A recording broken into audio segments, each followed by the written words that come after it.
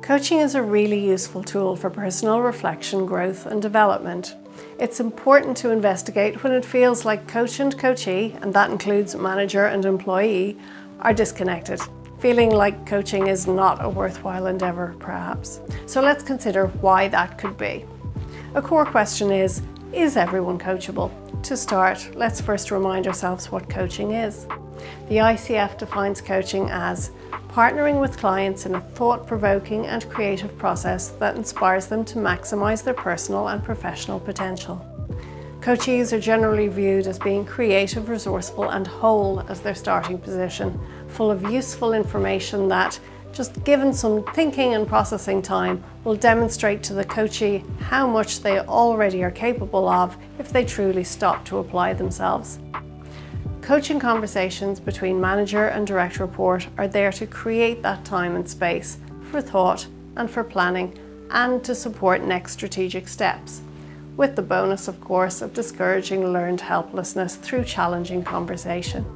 The ideal coachee, therefore, has a head full of enthusiasm, ideas and goals, that is, an active vision for a new situation for themselves, for their team or for the business, or for a combination.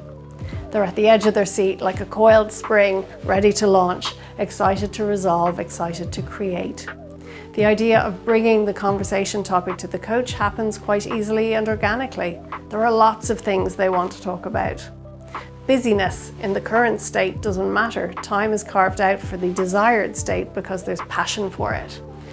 Coaching's starting point is therefore the coachee's vision for improvement and not necessarily a problem.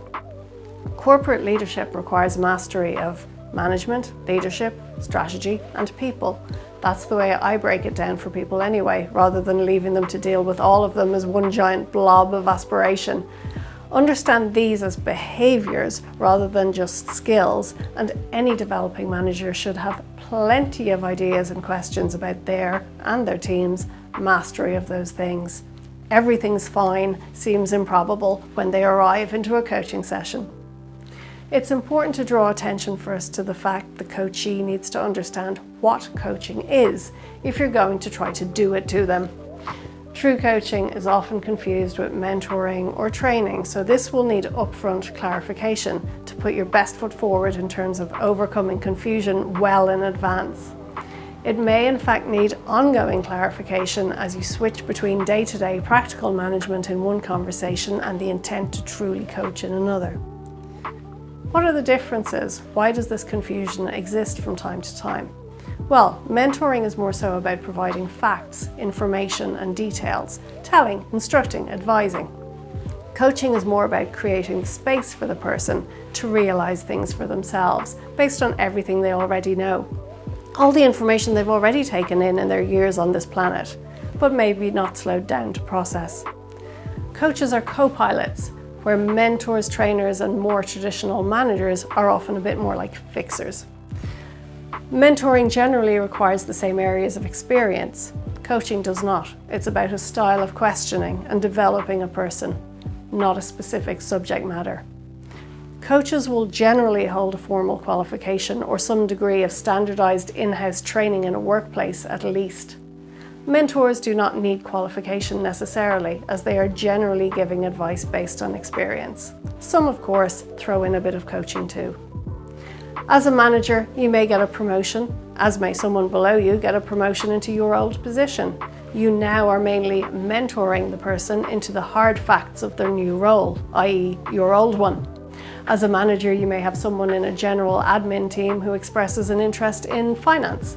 The finance manager may therefore mentor them for a few hours over a couple of weeks to give them a crash course about what finance is, what it isn't, what kind of person you might want to be in terms of interests and behaviours to survive in that environment, what kind of courses you would need to do, etc. Hard facts. But think about the key business leaders and sports people of recent decades. Most have coaches. Do you think, for example, tennis player Rafael Nadal's coach is teaching him how to play tennis? Do you think Bill Gates' coach is teaching him about tech?